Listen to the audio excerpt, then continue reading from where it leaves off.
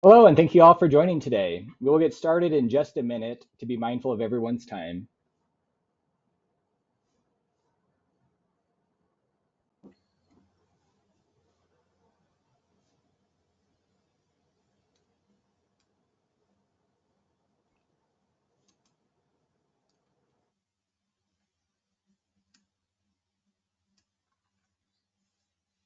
Okay, a big thanks to all that have joined us today. Let's get this webinar kicked off.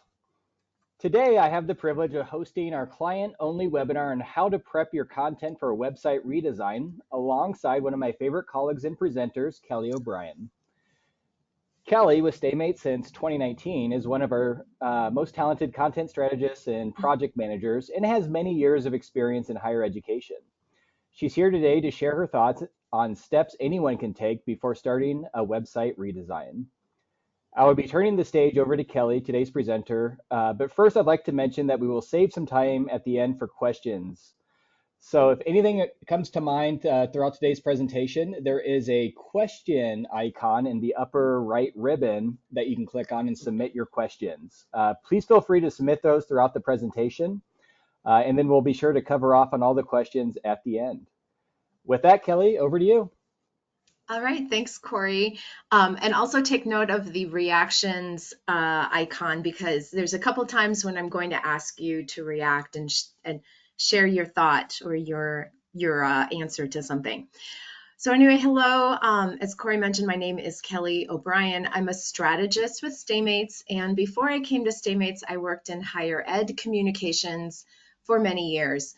My ideas for this webinar started from my own experience leading a web redesign and integration project in a very large and decentralized liberal arts college. And I've added lessons learned from the many projects I've managed here at StayMates.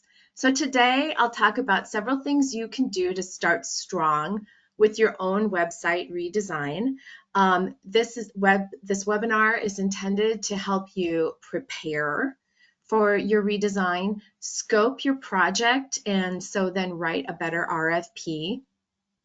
Communicate the need for this project to content editors and leadership, and to wrap your brain around the content you have in your CMS. Our goal for you is that you will feel confident, prepared, and motivated by the time this half hour is over with. And I'm sharing this information with you from the context of my work in higher ed. But even if you are not with a college or university, you should find most of what I mention here is going to be useful. All right, so in the next half hour, I will touch on tools to get started, because before you start any remodeling project, you gather up your tools, right? Ideas to break up the work and keep it easy.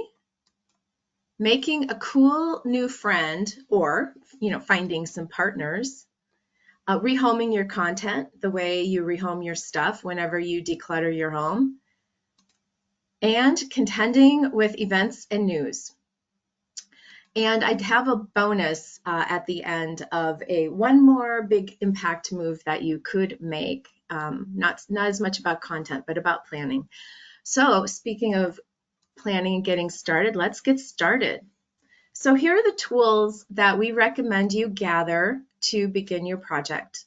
The first is a web crawler, also known as a spider, that will help you inventory everything. And then you want to find everyone who can log into your website. So you're going to want to create a list of users. You're going to look for a librarian or a digital librarian or an archivist. Somebody, well, we'll talk about more later, but this is somebody who can help you with that rehoming aspect of the project. You will need buy-in, and that means talking to leadership and trying to bring them along with you. And a calculator, because you will be doing math at some point. And also, there is no like do this and then do that in my recommendations. For the most part, you're going to be using these tools simultaneously. Okay, so let's get into how to use these. First step is take inventory. Okay, so I was lying before when I said there's no step. So this is the number one, very first thing. And this is the only thing that you do in order. Take inventory. This really is the first step. So that's where you pull that crawler into work. You're going to take that inventory with the crawler, and the benefit of using a third-party site crawler is that you will find things you didn't know were in your CMS. You're likely to find some outdated files or pages that you thought you removed, but you actually didn't.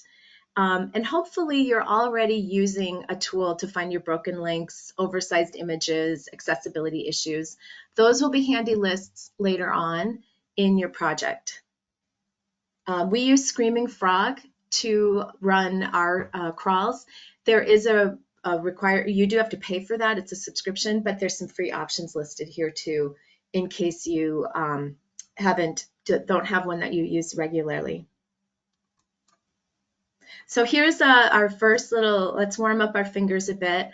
I have a quick question for you all. How many of you have run a crawl on your site? And a thumbs up, thumbs down is great. Ooh, 2, 3. Oh, that's great. I like to, that's great. That's great. Okay, so follow up to all those thumbs ups. Thumbs up. Um, if you said yes, I'd love to know if it was what you expected, if you were surprised, or if you were shocked by what you saw after you ran your crawl. Some surprises. Okay, good. All right. Well, that's good. Yeah, there are usually some surprises, but I'm glad that nobody was shocked. So that would have been a bummer. So thank you for sharing that. It's nice to see kind of where people are at when they're where they're at as they're listening to this today. Okay, so after you crawl, you need to make some decisions. And what we want to do is prepare your content owners for reviewing this, reviewing their content. So there's 3 questions that we usually begin with that you might have some variation, but we think that these are nice and basic and simple for like some quick making some decisions. When you look at a page of content, is it current and accurate? So that's good. Is it outdated and should be deleted? Or if you have an intranet or some sort of internal place that you put internal kinds of content, should it actually go there rather than your public site? So this is where you will take your crawl spreadsheet that you've created, and you'll add a column with those 3 options in a drop-down: keep, delete, intranet, and then you set that aside for a moment. Now you want to find all the users. Who all has a login to your website or your CMS? If they're 2 different kinds of logins, you may have a CMS with multiple sites. So list everybody who can get into the site, and then list all of the units who own content on your site, and then put that together and figure out who match those people up to those units, because then they will be your content reviewers. And do you know, this is another give me a reaction. Do you know how many people have a login to your CMS? Yes, no idea, I'm afraid to check. Oh, that's good. Lots of yeses. Lots of yeses. Great. Uh-oh. No idea. Yeah. Sometimes there's no ideas. We've seen somewhere we see some surprises when our clients have a look at how many people they have. Well, once you have that list, you're going to distribute review lists to everybody, right? You've made that column, added a column to your spreadsheet with keep, delete, intranet, 3 simple choices. And then you're going to split up your inventory among the different units that own that content. Everyone will get their own chunk. It will be URLs, it will be PDFs, or any other files that belong within their folder of the website. Now we say give them a week to review, and then if they don't get it done, give them a grace period of 1 more week. But the point is, if you give them longer than a week, they may not do it, and you want to set the impression that that this isn't something to overthink, that it's something that they should do to work quickly and just turn it around. When you give them too much time, then it begins to feel like it's a burden or it's going to be a lot of hard work. So small lists, 3 choices, don't overthink. That's the key message in this exercise. And then you set them all off to begin reviewing their content and determining if it's a keeper, delete, or something that should go to your intranet. Meanwhile, you want to make, I always call a cool new friend, which is your digital librarian. These people have usually different titles at different kinds of colleges or universities. Even healthcare systems will have somebody who's a digital librarian, but they're usually part of a library staff, and they have a role to oversee the collection of digital assets. Those are usually academic materials, but they might also include digital artifacts of your college's history. So like if you used to have a yearbook or magazines, those kinds of things often end up in the historic archive, and then they will bring in digital assets, since that's really kind of more what's getting produced these days. In my experience, digital librarians are really excited about doing this kind of work and bringing in more assets to the collection. So once you've found that person, hopefully you have that person. most of the time there is somebody. Set up a coffee appointment, right? You want to talk to them, explore what they might be able to do to help you with rehoming content from your website. In my experience, we had some really great things that our digital archivists did to help on my project when I worked at a college. They set up a collection for us in the Wayback Machine, which is also known as the Internet Archive. So all of our sites were part of a collection that you could access from a single landing page. And then every time we were about to launch a new site, a new version of the site, they would order a crawl of that site the week before, so that we always had a very accurate version of it in the Internet Archive. They also added our newsletters and magazines, PDFs, all kinds of files that people had been keeping on websites into the university's catalog system. So that made sure that they were findable in the future, and then that gave peace of mind to all of our stakeholders who were worried about what would happen to all of their content if they took it off of their web pages. This might be the hardest part of these tips, because sometimes it's hard to figure out who's the person you need to talk to. Smaller institutions may not have somebody, but it's worth asking the question, because sometimes they're there and maybe they just haven't worked on a project like this before. So I encourage you to give it a try and give it an ask of who in your library might be able to help you. Connecting with leadership, whoever and at whatever level that might be, is a really crucial part early in this part of your project, because early buy-in from leadership, there's so many reasons that it's helpful. Eventually, you're going to want to get funding for your project. You need support for change management. So some of the talking points from a meeting with the leadership, whether it's your boss's boss, etc., that you are in a stage where you're pre-planning, right? You're not doing this project, you're not jumping ahead, you're pre-planning, you're in an investigation or discovery phase. You're scoping a future project. You're doing that work to find out what would it need to be in the future. You don't know yet. You're taking inventory, you're cleaning up outdated data outdated information. That's always a win. You want to have a faster redesign process that will save time and money. Those are always good things. That's what leadership wants to hear. And then you're going to ask them for their support. As you move through your redesign, you are going to be asking people to do things that are extra. And you'll be asking them to do all of that on your timeline, not theirs. And so you need to be making changes.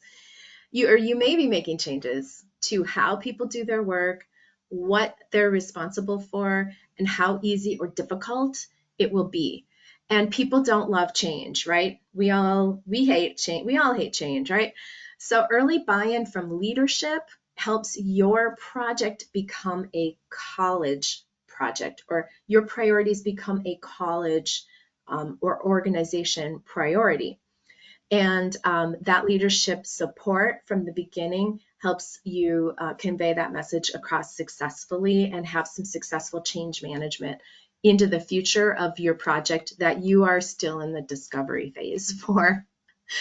Then you're going to tell your leader, I'm going to be back. I'm going to report on what happened in our project when we did that inventory. And then you're going to tell him or her that you want to hear about enterprise business goals.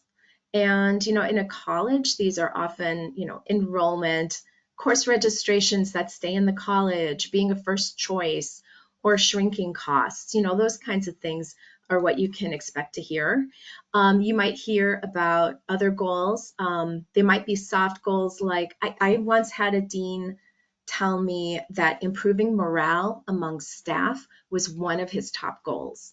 So you bet I tied an improved morale to the website redesign, right? Because you need to strategize on how you're going to tie leadership's goals, their business goals, to the website project so that they become aligned, and then it becomes an easier case to make to support the project.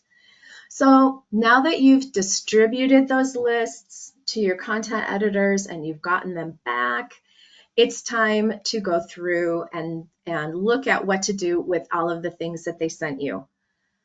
So hopefully you got pages to delete, and you don't want to just go in and delete them or cut them off the website, right? You need to have a plan, and you're going to want to set up redirects. So a redirects file will tell those URLs to go somewhere other than a 404. If somebody were to have saved that URL and just want to go back there, and they pull that up. So you want to make sure you're redirecting all of those pages, and you might just say like send a user to the parent page or whatever page is directly above them that's still there. This also helps you preserve any SEO value that you ever had on that page. Hopefully, or maybe, some of your reviewers flagged pages that are more about the business of working in your college or your organization. Forms, procedures, how to unjam the photocopier or reset a password. These subjects do sometimes make it onto the public website, and it's often for lack of another place to put that information, or maybe that's the only place that someone knew how to log into. So they put it where they know they can get to it. So whether you have a full-fledged intranet or a SharePoint site, or some place where you isolate your internal content, this is where all of that content should go as you're able. And maybe it'll end up being a folder that's still publicly accessible, but from a link in a footer or someplace where it isn't as available and public facing. You hopefully will get some PDFs.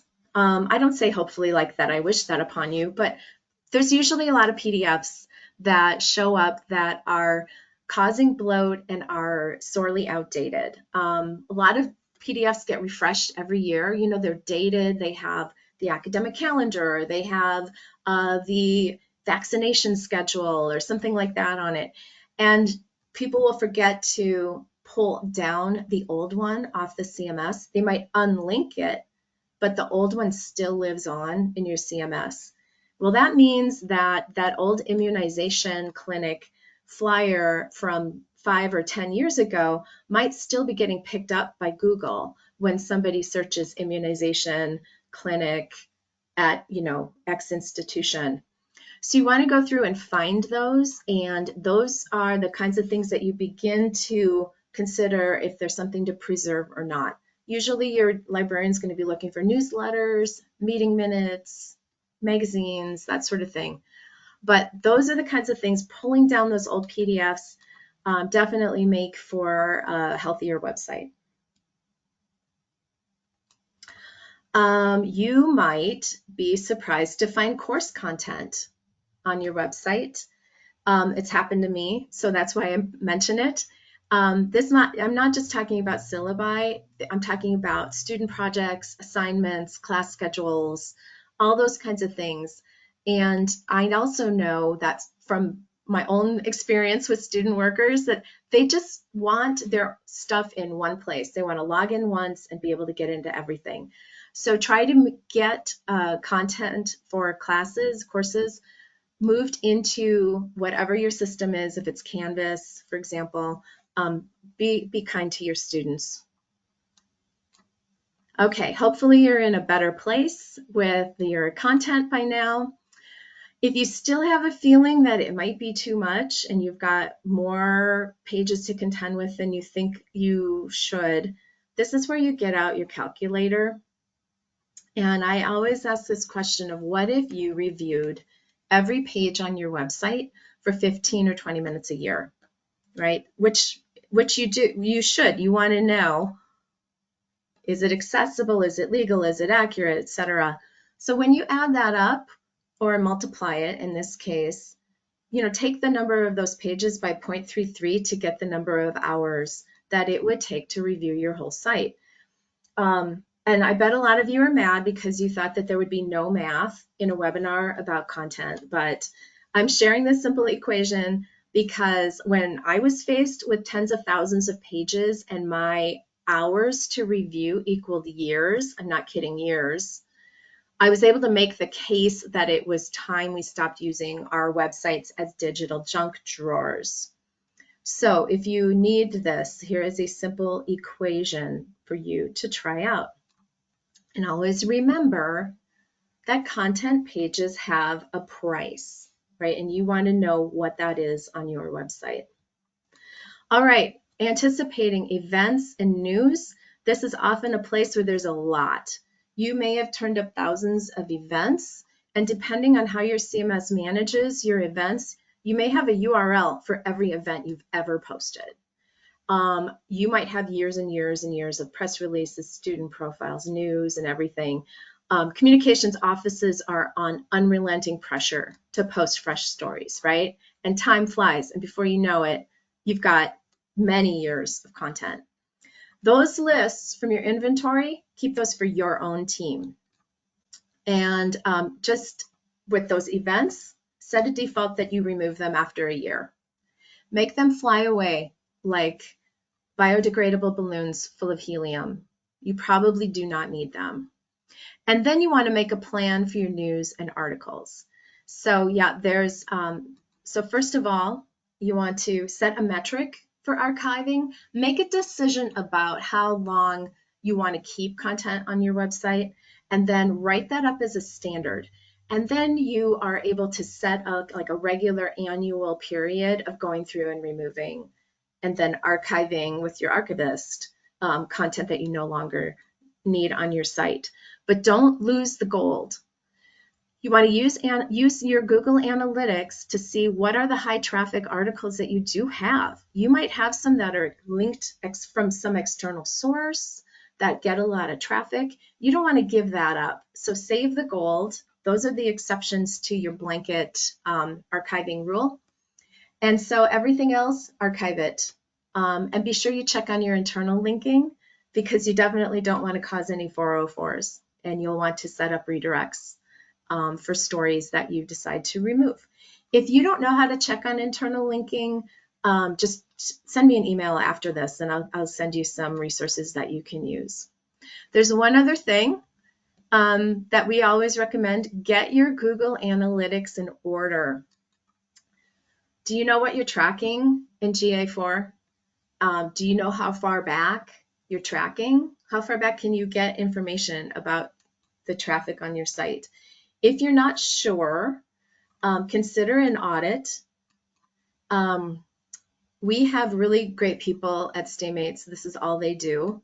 And they can help you kind of set some baselines, get everything in a nice order so that when you do go into do your new website, you are able to measure success, which someone like who's working in communications, sometimes really hard to measure our success, but web and digital is like, that's one of the places where we can actually measure.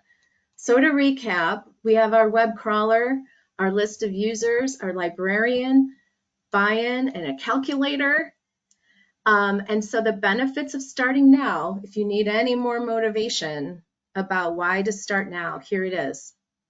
The benefits of following our steps today are scope. You will better understand the scope of your future project.